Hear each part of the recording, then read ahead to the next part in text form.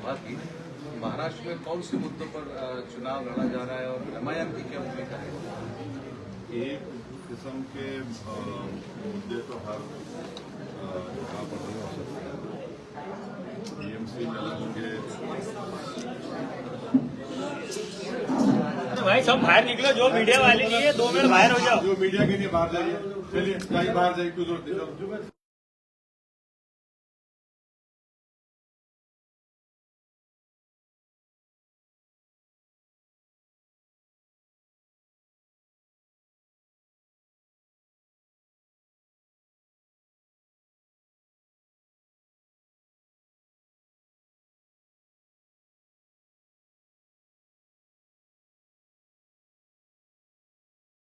जनता के मसाइल इशू होते हैं। बीएमसी में अलग मसाइल हैं, फिर बीएमसी में अगर आप किसी विधानसभा में गए तो वहाँ पर मुख्तलिफ मसाइल रहते हैं। जैसे अमरावती में अलग है, औरंगाबाद में अलग है, मालेगांव में, दुनिया में ऐसा है। मगर बुनियादी चीज़ ये है कि जनता के लिए जो बेसिक सिविक कम्युनिटीज़ का इंतज़ाम बिल्कुल नहीं है। चाहे साफ पीने का पानी का मसला हो, सीवरेज लाइन हो, स्ट्रॉन्ग वाटर ड्रेनेज हो, स्कूल्स की जरूरत है, अस्पताल अगर है तो वहाँ पर दवाएं डॉक्टर नहीं है या क्लिनिक्स नहीं है, और फिर जो फंड आता है उसका सही इस्तेमाल नहीं होता है। तो सब मोटा मोटा ये चीज़ें हैं और इन्हीं मुद्दों पर हम लोग फोकस कर रहे हैं और आवाम के दरमियान है। महाराष्ट्र में ये जो अलग अलग गठबंधन हो रहे हैं और अलग अलग गठबंधन टूट रहे हैं, जैसे कॉर्पोरेशन के लिए ठाकरे बंधु एक हुए, कुछ जगहों पर जो 3 पार्टियों की सरकार चल रही है, पिंपरी चिंचवड़ में वो एक साथ नहीं लड़ रहे हैं, कई शहरों में, कई महानगर पालिकाओं में एक साथ नहीं लड़ रहे हैं। तो जो विचारों की लड़ाई के रूप में ये चलकर मिलकर क्या विचार सही नहीं इनका, सब धोखा दे रहे आवाम को, सत्ता के लिए धोखा दे रहे। आप धुलिया में देखिए, गोली चल गई वहाँ पे, तो सत्ता शेयर कर रहे महाराष्ट्र में और उन्हीं का एक आदमी दूसरे अपने अलाई के ऊपर गोली चला दिया, तो उनकी उंगली काट दिया और एक दूसरे पर एक कोई ये बोल रहा, कोई बोल रहा कि तू चोर है, तो बोल रहा कि तू बड़ा चोर है।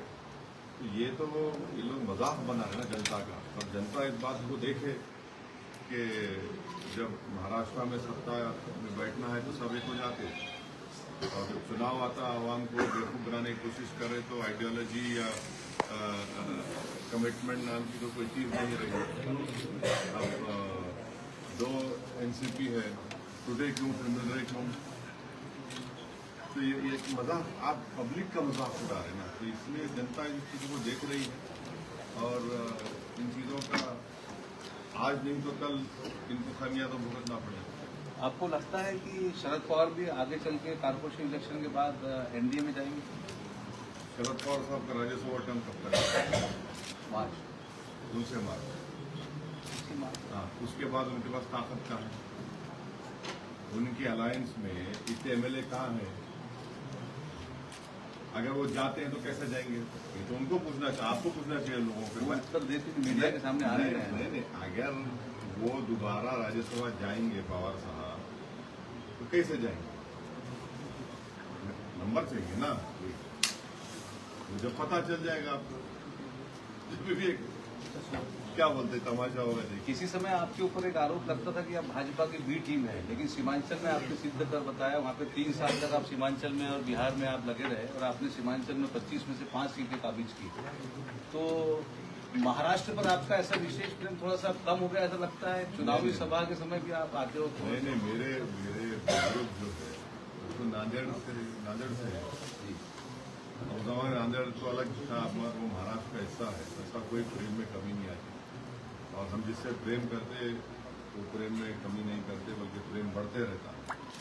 और आज भी वही हमारी मोहब्बत है। और किसी सरजमीन से जो लोग हमको चाहते हैं, जो लोग हमको वोट डालते हैं, वो ना सिर्फ वोट भी डालते हैं बल्कि हमारे लिए दुआएं भी करते हैं। ऐसे लाखों लोग हैं जिनको मैं नहीं जानता हूँ, मगर वो बराबर एमआईएम के प्रचार में, एमआईएम की कामयाबी के लिए लगे हुए हैं और इल्ज़ाम लगते रहता है। हमको उसकी कोई फिक्र नहीं है। अब ये बताइए कि बगैर लड़े अगर 69 कॉर्पोरेटर जीत जाते तो फिर कौन जिताएगा? बांग्लादेश नहीं जाएगी इंडियन टीम, ये अभी क्रिकेट बोर्ड ने फैसला लिया है, इस पर क्या कहना है?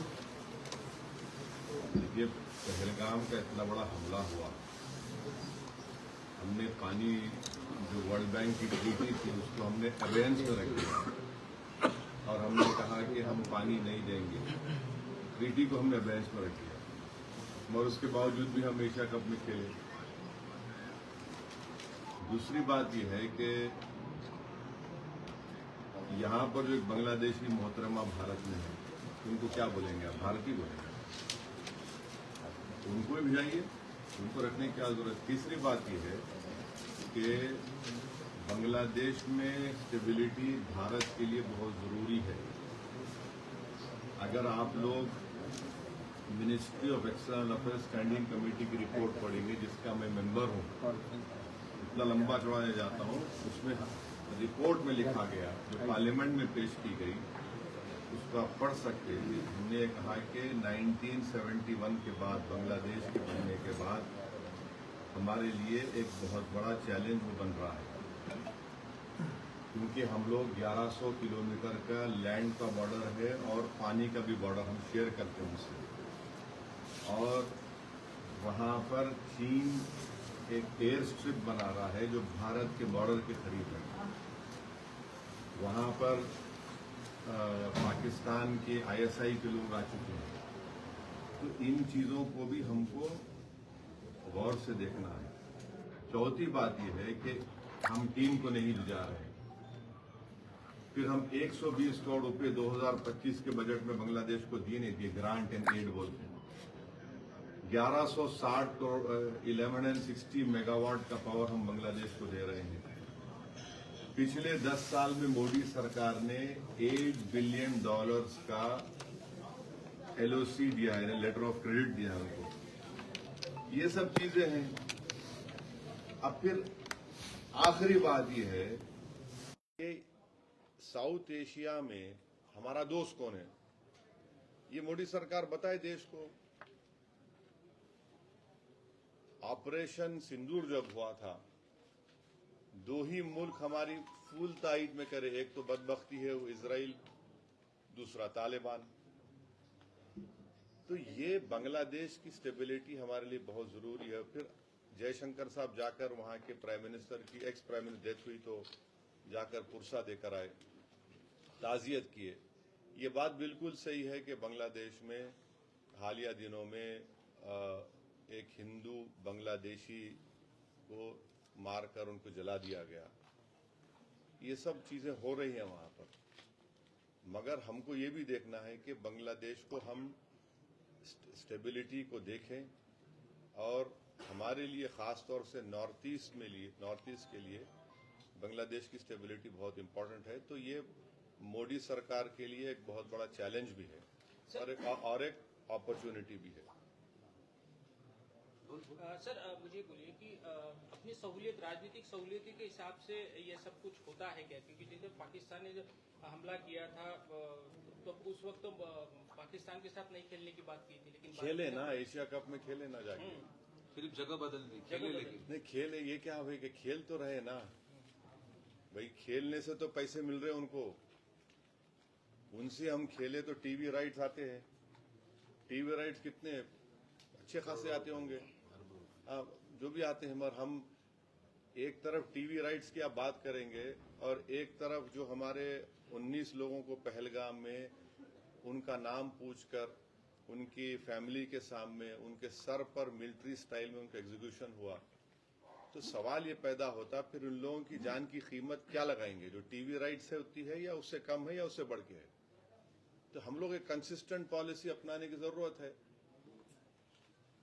आप जिस कॉन्स्टिट्यूशन में बैठे हो, यहाँ की x parliament member Navneet Rana ने एक मौलाना द्वारा 15 मुसलमानों द्वारा 15 बच्चे 19 बच्चे पैदा करने की बात पर जवाब दिया था कि हिंदुओं ने भी मौलाना क्या बोले ऐसा मौलाना कुछ हाँ, उसी के ऊपर में नहीं, मौलाना कुछ बोले। वो पाकिस्तान नहीं, मौलाना ये बोले हैं कि हमें 19 बच्चे हुए हैं, मेरी 4 की 35 बच्चे तक पैदा करिए। उन्होंने पैदा करे ना, उसके ऊपर नहीं, में- ये 1 मिनट है, 19 पैदा करे, तो इन्होंने क्या बोले? वो इन्होंने बोले कि हिंदुओं ने भी 4-4 बच्चे पैदा करना चाहिए। अरे जबकि करो ना भाई, तुम भी करो, सब करो, इसके कौन ऊपर रोक रहा आपकी आपको? जाति राय क्या है? मैं तो 6 पैदा करा, जी, आप भी करो, कौन बोल रहे? आपको कोई रोक टोक है क्या? एक बात समझिए, हमारे तेलंगाना में 2 दिन पहले एक बिल पास हुआ। हमारे पास जैसे महाराष्ट्र में कानून 2 बच्चे रहते तो आप इलेक्शन नहीं लड़ सकते म्यूनिसिपैलिटी, हमने कानून पास के निकाल दिया उसको। और आज से 8 दिन 10 दिन पहले आप जाइए, मोहन भागवत चंद्रबाबू नायडू बैठे हुए हैं, उनकी मौजूदगी में चंद्रबाबू नायडू बोल रहे हैं कि 3 से ज्यादा बच्चे पैदा करो। अरे करो ना भाई, कौन रोक रहा है तुम्हारे को? आप करिए, कोई तो उस पर तो रोक टोक नहीं है।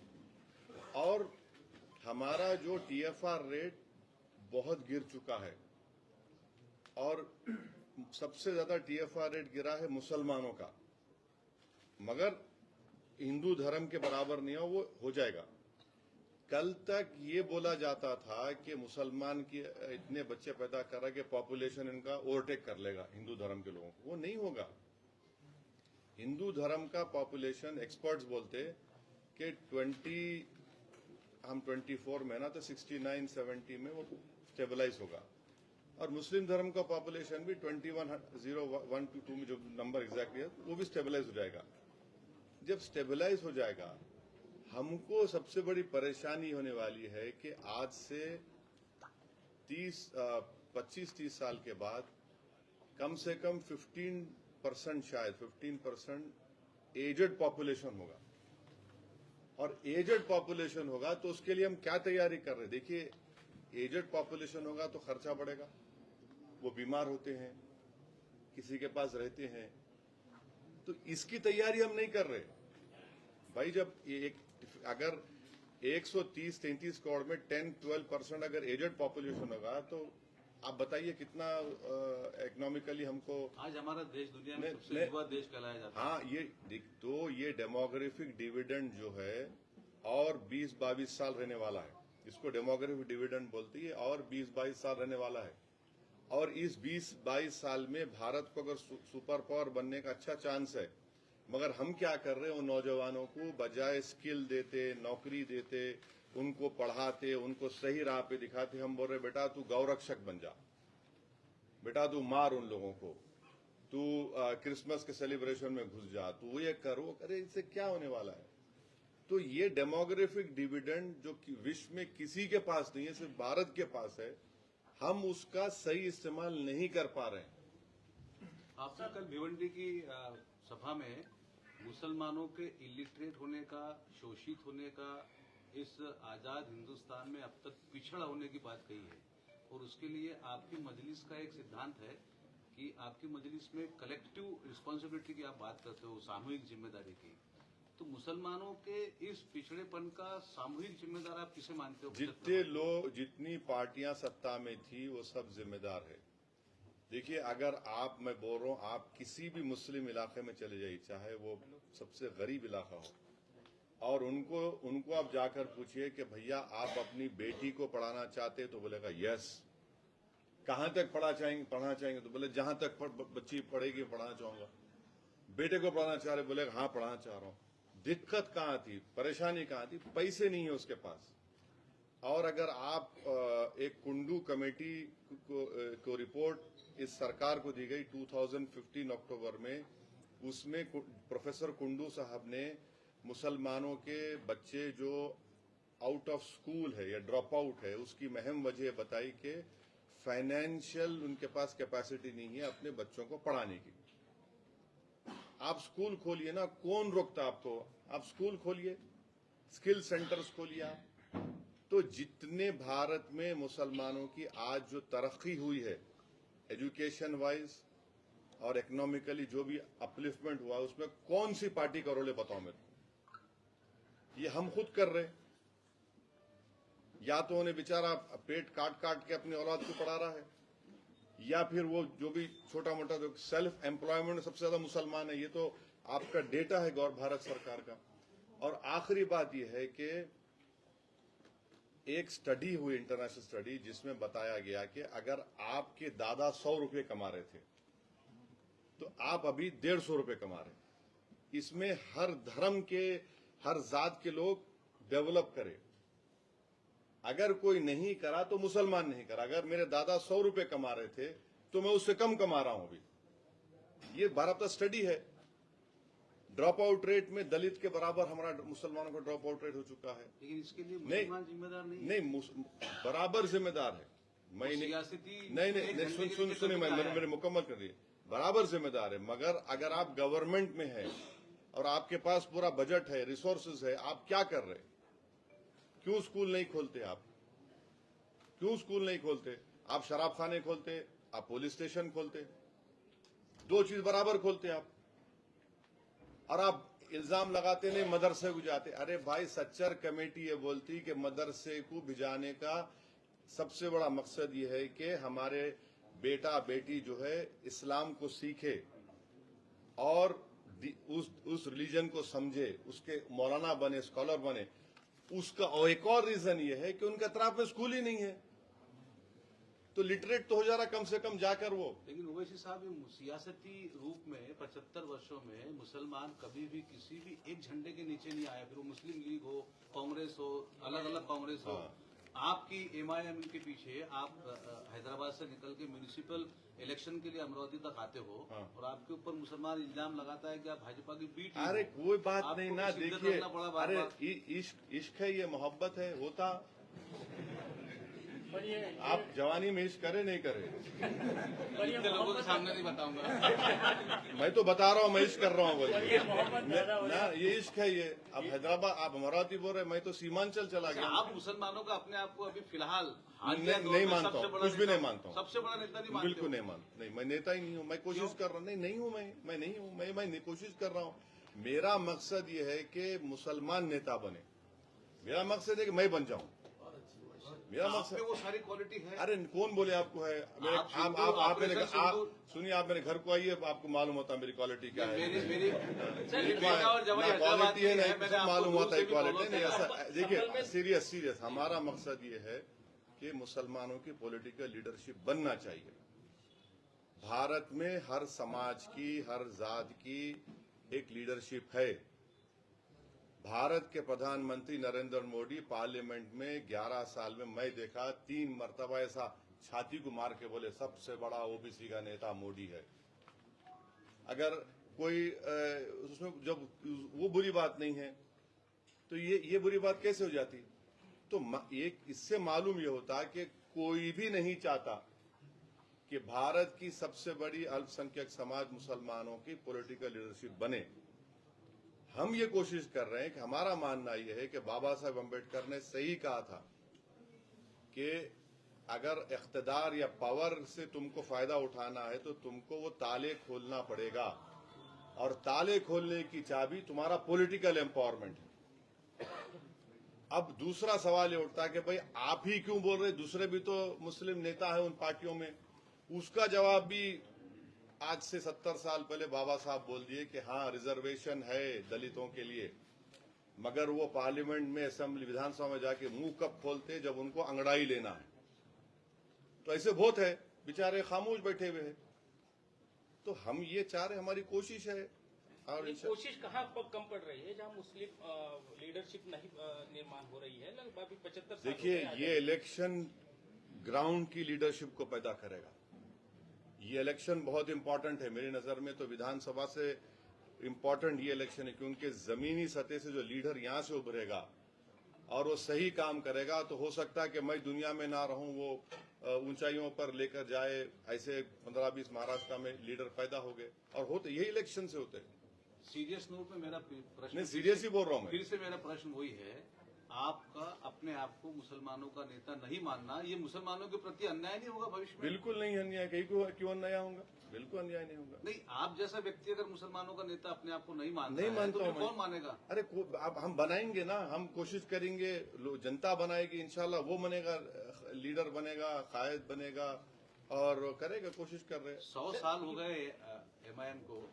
100 साल नहीं हुए अभी। 60 में पहला कारपोरेशन शायद लड़ी थी। 1900 नहीं, 1960 हमें पार्टी का शुरुआत हुई 1957 में, और उसके बाद 60 में पहला चुनाव। मैं 60 में पहला चुनाव लड़े म्युनिसिपल इलेक्शन का। मैं 57 में हमारे मरहूम दादा को अरेस्ट कर ली थी कांग्रेस की गवर्नमेंट, जब नीलम संजीवा रेड्डी सीएम थे। 11 महीने उनको जेल में रखे। आज लोग बोलते कि किसी का अकाउंट सीज हो गया। हमारे घर में उस वक्त हमारे अकाउंट भी सीज हो गया था, क्योंकि उस जमाने में पानी की पाइपलाइन नहीं थे। उस जमाने 57-55 की बात कर रहा हूं, तो पानी आता था एक बाउली से, वो पानी को ही बंद कर दिए थे। और हमारे घर को कोई रिश्तेदार भी आके मिलने से डरते थे। ये 65 सालों में तो- आपकी पार्टी का जो सफर हुआ, उससे आप सेटिस्फाइड है? नहीं, सेटिस्फाइड नहीं हूँ मैंने अगर आप देखेंगे तो जब से मुझ जैसे बेकार आदमी पे जिम्मेदारी पड़ी है, तो मैं और कुछ और हासिल करना चाह रहा हूँ। मगर कोशिश है, देखिए कोशिश की हद तक अगर आप बोलेंगे तो हाँ मैं कोशिश कर रहा हूँ। कितनी चीजों को हासिल करा तो मैं बोलूंगा हाँ उसमें कमी है, माने मेरे लिए नहीं बल्कि ओवैसी हमारी साहब, पार्टी आप के लिए। मोदी जी को मोदी कब बोलोगे? क्या मोदी बोलते हैं और नहीं, क्या आप बोलते मोदी बोलते हैं हमको। हाँ? मोदी बोलते हैं, मोदी। हैं? अरे मेरा बोलने का तलफ्फुज़ ऐसा है तो मैं क्या नहीं, करूँ? तलफ्फुज़ में आप तो मैं कि मेरा मैं कितने साल और इंतजार करना पड़ेगा देश नहीं, को? मैं बोलता हूँ ना उनको, वो पार्लियामेंट में बैठे हुए उनके सामने बोलता हूँ, आपको तकलीफ क्यों हो रही? नहीं, वो देश के प्रधानमंत्री है। अरे बराबर है। अच्छा, आपके खिलाफ आज तक ईडी का इस्तेमाल क्यों नहीं हुआ? अरे मैं जिस दिन पावर में आ जाऊंगा तो होऊंगा। आप तो पावर में हैं। कहाँ पावर मिनिस्टर बना मैं? आपके पीछे लाखों जनता है, हाँ आपकी बात सुनी जाती है। हाँ तो मैं क्या मिनिस्टर बना? मैं क्या बोला कि मैं क्या कोई इरिगेशन के स्कैंडल मेरा नाम आया?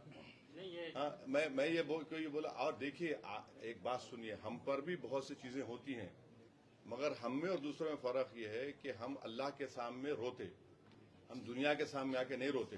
हम आपके छोटे भाई साहब और नवनीत राणा का विशेष प्रेम है, उनको कब भेज रहे हो अमरावती? यार आएंगे, उन्होंने क्यों फिक्र कर रहे हैं आप? सर, संभल में 2 मस्जिद गिराए, एक दरगाह भी गिराया है, बुलडोजर चला रहे हैं, क्या यही सब कुछ चल रहा है? मदरसों पर भी कार्रवाई हो रही है। तो देखिए उत्तर प्रदेश में तो आपको मुबारकबाद दूंगा मैं योगी आदित्यनाथ सरकार को कि माशाल्लाह से उनके जहन में एक इन्वेंशन आया। उन्होंने एक नई चीज इजाद की, फोन के जरिए से किसी के पीठ पर रख दिया तो फोन बोल रहा है इन्हों बांग्लादेशी है, इन्हों भारत के। मुबारकबाद देता हूं उनको मैं। ऐसा भाई माने डीआरडीओ को, तो डीआरडीओ वाले साइंटिस्ट जो जिंदगी इसरो वाले परेशान हो गए होंगे, सर को हाथ लगा के बैठे होंगे, ये कहां से योगी ने निकाला है कि फोन के जरिए से पीठ पे लगा दो और पीठ बोलेगा कि बांग्लादेशी है या भारत का है। क्या बात है ना। माने हमारे रिलीजन में समझाते कि हमारा जो रिलीजन का नॉलेज है वो हमारे बुजुर्ग बोलते हैं कि सीना ब सीना फैलता, यहाँ तो पीठ से मालूम हो रहा है भारत का है या किधर। सर, अभी सियासत, महाराष्ट्र की सियासत में जिस तरीके से नगर निगम के चुनाव शुरू है, राज ठाकरे और उद्धव ठाकरे ने प्रेस कॉन्फ्रेंस में अपना जाहिरनामा जारी किया है, जिसमें कहा है कि वोट चोरी के बाद अब जो है उम्मीदवार चोरी की बातें हो रही है। क्या लोकतंत्र को ये धोखा नहीं है? देखिए अगर कहीं पर डराकर, धमकाकर, पैसों से खरीद कर अगर किसी को वहां पर अनअपोज कोई इलेक्शन हो रहा है तो वो यकीनन हमारी लोकशाही के लिए बड़ी खतरे की बात है। एक बड़ा काम किया था केवल इस मुस्लिम इलाके में, यहाँ की 1.5 लाख पॉपुलेशन में गवर्नमेंट ने यहाँ चित्रा चौक से लेकर इतौरा बाजार उड़ान पुल बनाया था। मैं काफी लोकल मुद्दा पूछ रहा हूँ, वो इसलिए पूछ रहा हूँ कि आप लोकल इश्यू उठा रहे हैं। पिछले 9 सालों से प्रलंबित है, हाई कोर्ट में गया, हाई कोर्ट ने डेडलाइन दी थी 31 दिसंबर तक बनना चाहिए, वो डेडलाइन भी समाप्त हो गई। इसके बारे में क्या कहना चाहोगे आप? हम हमारे कॉर्पोरेटर जीतेंगे, जीत के ताकत दिखाएंगे, जो डेमोक्रेसी अलाउ करती है वो करेंगे। वैसे साहब, आपने देश के मुस्लिम नेताओं को एक प्लेटफॉर्म पर लाने की कभी कोशिश क्यों नहीं की? नहीं, किसको लेके आएंगे बोलो आप? अलग अलग पार्टियों के जो नहीं, हाँ देखिए आसाम में बदरुद्दीन अजमल साहब है, केरल में और पूरा मुस्लिम इंडियन यूनियन मुस्लिम लीग IUML है, और किसी हद तक IUML तमिलनाडु में भी है। तो अब IUML के MPs 3 हैं। हम लोग तो कोऑर्डिनेट करते हैं उनसे पार्लियामेंट में, पार्लियामेंट के बाहर भी। अब रहा सवाल दूसरी जगह पर, तो दूसरी जगह तो दूसरी पार्टी के बेचारे वो, और इतनी मोहब्बत मुझसे उनको है कि मौका ही नहीं छोड़ते निशाने पे लेने का। हाँ, मेरे से मोहब्बत का इजहार करने में, तो अब इसमें क्या करेंगे हम? सर महाराष्ट्र के इस नगर निगम के चुनाव में क्या तुम्हारा एजेंडा रहेगा, क्या तुम्हारा मैं बोल दिया, मैं ये आज तक के धनंजय है। आने से पहले बोल दिया। मोहन भागवत ने कहा है कि कब बोले? लॉकडाउन को रोकने के लिए हाँ, मोहन भागवत जी ने कहा है कब बोले? कल क्या बोले? लव-जिहाद को रोकने के लिए परिवारों में मजबूत और नियमित संवाद जरूरी है। आपका क्या कहना है? परिवारों में नियमित संवाद जरूरी है। क्या नहीं? लव जिहाद को रोकने के लिए हिंदू परिवारों में नियमित संवाद जरूरी है। आपस में बातचीत, ताल्लुकात जो है पेरेंट्स और बच्चों का टॉक जरूरी है। कम्युनिकेशन जरूरी लव-जिहाद रोकने के लिए ये इलेक्शन आकर हिंदू मुस्लिम की बातें शुरू होगी साहब। नहीं, मगर मेरे को एक बात समझ में नहीं आ रही, ये क्या उनका बोलना क्या है कि बाप बेटे में बातचीत नहीं? कम्युनिकेशन में गैप है, इसलिए मुस्लिम आपस बच्चे में तालमेल ना हो, हिंदू लड़कियों को, बातचीत उसका ना मतलब हो, ये निकलता है कि मुस्लिम बच्चे इसलिए कम्युनिकेशन हिंदू ना लड़कियों हो। को पटा लेते हैं क्योंकि आपस में हिंदू माँ बाप और बच्चों का टॉक नहीं है उनका। नहीं, हम बोल रहे ना, कोई रिकॉर्ड तो पेश करो आप, जी कोई ऐसा हो रहा है बोल के। अगर कोई बालिग है, 18 साल 21 साल के है, अगर वो अपना फैसला ले रहे तो मेरी पसंद नापसंद का मामला नहीं है, कानून उनको इस बात की इजाजत देता। और अगर लव जिहाद हो रहा तो डेटा क्यों नहीं देते पार्लियामेंट में? तुम 11 साल का तो रिकॉर्ड दो ना, तुम चलो आप जितने प्रदेशों में है उसका रिकॉर्ड दे दो लव जिहाद का, कि भाई ये लव जिहाद हुआ, बताओ। और तीसरी बात है, लव जिहाद को डिफाइन कर दे बीजेपी और Mohan Bhagwat. What is love जिहाद? आप पार्लियामेंट में तो बोलना नहीं चाहते उसको, आप डिफाइन कर दो। अब जब डिफाइन करेंगे तो फिर बीजेपी में ऐसे कई नेता है जो ये इंटर रिलीजियस मैरिजेस करें, उनको क्या बोलेंगे फिर आप? मैं उनके प्राइवेट लाइफ पे कमेंट नहीं कर रहा हूं, बट उनको क्या बोलेंगे आप? ये गैर जरूरी के इस देश के नौजवान बच्चों को, युवा पीढ़ी को नौकरी की जरूरत है, आप इधर लिख जा रहे हो उनको एक खामखा जिसपे कुछ है ही नहीं, कुछ भी मुद्दा ही नहीं है, वो आप उस पर नहीं उठा रहे। हाँ, चाइना बोल रहा है कि हम जंग रुकाए, आप उस पर कुछ नहीं बोलते। लद्दाख में, गलवान में, डेमचौक में आज भी हम जब बात कर रहे हैं, चाइना कब्जा करके बैठा है। हम कई पेट्रोलिंग पॉइंट्स पर हमारी भारत की सेना नहीं जा सकती, हम उस पर बात ही नहीं कर रहे। हमारे एतराफ में सब हमारे दुश्मन बढ़ते जा रहे हैं, हम उसकी बात नहीं कर रहे हैं। अब इसके बात क्यों नहीं करते आप? अंदरूनी पॉलिटिक्स में ही मशगूल है ये सरकार।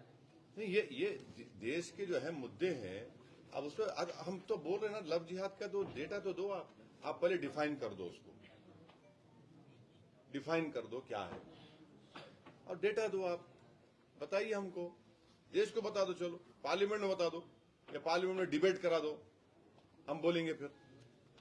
वैसे साहब मेरा एक आखिरी प्रश्न है, ऑपरेशन सिंदूर के बाद आपको डिप्लोमेटिक प्रतिनिधि मंडल में विश्व के कई देशों में भेजा गया था, अब उस चीज को लगभग 1 साल पूरा हो गया है, आप उस अपने फैसले को आज भी सही मानते हो?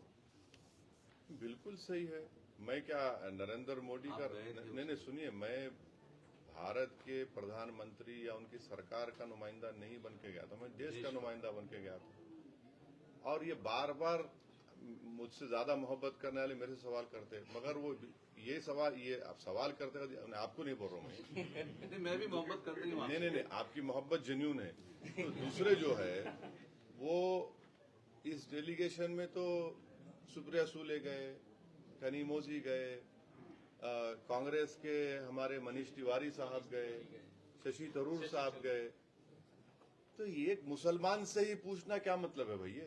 वो आपने आपको उत्तर दे दिया अपनी बात का। नहीं, तो ये सवाल ये है ना कि हम मानते कि दहशतगर्दी पाकिस्तान से हो रही भारत में, हम मानते इस बात को, तो इसमें तकलीफ क्यों होनी चाहिए? मैं तो दिल्ली बॉम्ब ब्लास्ट का भी कंडेम करा कि आप कैसा इतना बड़ा ये सब एक्सप्लोजिव आप जमा किए। उसमें मरने वाले मुसलमान भी थे, हिंदू भी थे, वहां पर जो दिल्ली में ब्लास्ट हुआ चांदनी चौक में। तो कोई भी मुसलमान आप पूछ लेंगे भाई पाकिस्तान से हमारा क्या लेना देना है पड़ोसी हमारा, और कितना ही से हमारे को। ना वहाँ हमको लेना ना देना उनसे, ना अफगानिस्तान से हमको लेना देना, हमको किंगडम ऑफ सऊदी अरेबिया से लेना देना नहीं, क्योंकि वो इस्लाम की दो बड़ी मुकद्दस जगहें हैं। हम इसीलिए वहां पे जाते हैं। हमारे को तो मुल्क से मतलब है, हमारे हमको क्या ये गल्फ कंट्री से कुछ है, हम जाके काम करते, भारत को फॉरेन एक्सचेंज लेकर आते। हमारे को अमेरिका से क्या लेना है, भारत से मतलब और हम हमेशा और भारत के रहेंगे। 1947 में हमारे बुजुर्गों ने एक सही फैसला लिया। हम तो पाकिस्तान मुल्क के बंटवारे के खिलाफ थे। हम लोग ये बताते नहीं, कांग्रेस और संघ परिवार के लोग, कि यानी कितने बड़े बड़े मुस्लिम नेताओं की दाढ़ियां काट लिए थे मुस्लिम लीग के लोग, उनकी दाढ़ी काट दिए थे पकड़ के। उस वक्त जमीयत उलमा के जो लोग थे, जो कंपोजिट कल्चर की बात करते थे, टू नेशन की नहीं बात करते, उनकी दाढ़ियां काट दिए। एक मुसलमान के लिए दाढ़ी उसके लिए बड़ी अहम चीज होती है, उसकी पहचान होती है, उसके प्रॉफिट मोहम्मद सल्लल्लाहु अलैहि वसल्लम की सुन्नत पर अमल पैरा की निशानी होती है। दाढ़ियां काट दी उन लोगों के, मारे उन लोगों को, पीटते थे। तो हमको मतलब ही नहीं है कोई, हमको भारत से मतलब रहा, भारत से मतलब रहेगा इंशाअल्लाह ताला। बंटवारे को लेकर महात्मा गांधी जी को भी जिम्मेदार समझते हैं आप? अरे मौलाना अबुल कलाम आजाद अपनी किताब जो उन्होंने लिखे, उन्होंने बोले कि मेरे मरने के बाद इतने साल के बाद उसको छापना, उसको जाके पढ़ो आप। मौलाना आजाद लिखे उसमें कि मैं गांधी जी से जाके मिला, मैं नेहरू से जाके मिला, मैं कांग्रेस के बड़े बड़े नेताओं से मिला कि भाई इस मुल्क का बंटवारा होने मत दीजिए। माने मौलाना के आप कलम जो लिखे आप पढ़े, तो आपको पंखा बंद कर दो, आप जज्बात में आ जाना। वो लिखे, मौलाना लिखे। मैं आज भी बोल रहा हूँ, आप लोग किताब पढ़ो, मुस्लिम्स अगेंस्ट पार्टीशन। एक शमसुल इस्लाम साहब प्रोफेसर थे दिल्ली यूनिवर्सिटी के, उन्होंने पूरी तारीख लिखे। आप वो लिखो, देखिए कि हमारे जो जमीयत उलमा के जिम्मेदार थे, उन्होंने किताब लिखे, कंपोजिट कल्चर क्या होता। मौलाना हुसैन अहमद मदनी रहमतुल्लाह अलैह, किताब पढ़ो आप। अब और क्या, हम उसके बावजूद भी आप हमको, अरे जो देश की आजादी में हिस्सा नहीं लिए, जो कुछ नहीं करे, आज आके हमको बोल रहे, हमारे को आईना दिखा रहे। अरे तुम आईना में अपनी सूरत देख लो, आईना टूट जाएगा तुम्हारी बदसूरती वजह से। इतने खुले विचार आपको सियासत में तकलीफ नहीं देते? क्या तकलीफ देते? ये जो आप इतने खुले क्या विचार- मैं विचार क्या बोल रहा हूँ? सियासत में हमने ये देखा है कि हिंदू हिंदू के साथ खड़ा होता है, मुसलमान मुसलमान के साथ खड़ा हाँ। होता है सार्वजनिक रूप में। कांग्रेस ने कई बम ब्लास्ट के बाद भी कंटेम्प्ट कभी नहीं की, क्या नहीं किया? मतलब विरोध या निषेध कभी नहीं की। जाहिर रूप से उसके बड़े नेता बचते हुए आए हैं। अब आप देख लो, मालेगांव चलो, मालेगांव में जाके पूछो, ट्रेन ब्लास्ट में जो 8-9 साल बच्चों के खराब हो गए, कौन जिम्मेदार है उसका? कांग्रेस सरकार जिम्मेदार है। अब देखो ट्रेन ब्लास्ट के उनकी आप कहानी सुनो। मैं तो मिला उनको हैदराबाद में, 6-7 लोग आए थे। 15 मिनट के बाद मैं बोला भाई बस कर दो, अब मैं और नहीं सुन सकता जो आपके जो गुजरा में। तो ये सब हो रहा है ना। तो अगर कोई सेल्फ इंट्रोस्पेक्शन नहीं करेगा तो फिर हम उसका तो आपके पास मेरे पास इलाज नहीं है। अमरावती के जेल से छूटे थे। हाँ, अमरावती के मालूम मेरे को क्या क्या उनपे हुआ, कैसे कैसे उनके यानी क्या क्या तकालीफ से गुजरे, वो बहुत हुआ ना। तो वो सब चीजें हैं। ये आखिरी सत्र, ये आपके पिछले कारपोरेटर 11 थे, 11 कारपोरेटर में आपको क्या उम्मीद है कि ज्यादा आएगी कि कम होंगे? मैं शाम तक जिंदा रहता हूँ लिखते हुए। कोशिश करना अपने हाथ सर, में वंचित से क्यों नहीं आघाड़ी हुई? जनता वोट डालेंगी, हमको यकीन है कि उससे ज्यादा जीत के आएंगे वंचित से इंशाल्लाह। आघाड़ी में अपने एक मेंबर ऑफ वंचित से आघाड़ी करने के बाद एक मेंबर ऑफ पार्लियामेंट हमारा चुन के आया था हाँ तो महाराष्ट्र नहीं, मैं कल भी आज भी बड़ा साहब की बड़ी इज्जत करता था और करता रहूंगा जी। अब ये क्यों नहीं हुआ वो बेहतर जानते, मगर मैं उनकी बड़ी इज्जत करता था और करता रहूंगा। बल्कि उनकी मिसेस की भी बड़ी इज्जत करता हूं मैं उनके साथ रहा हूं, मैं उनके साथ जनसभाओं में गया हूं। आप बताइए क्यों नहीं हुआ? अब भी नहीं हुआ।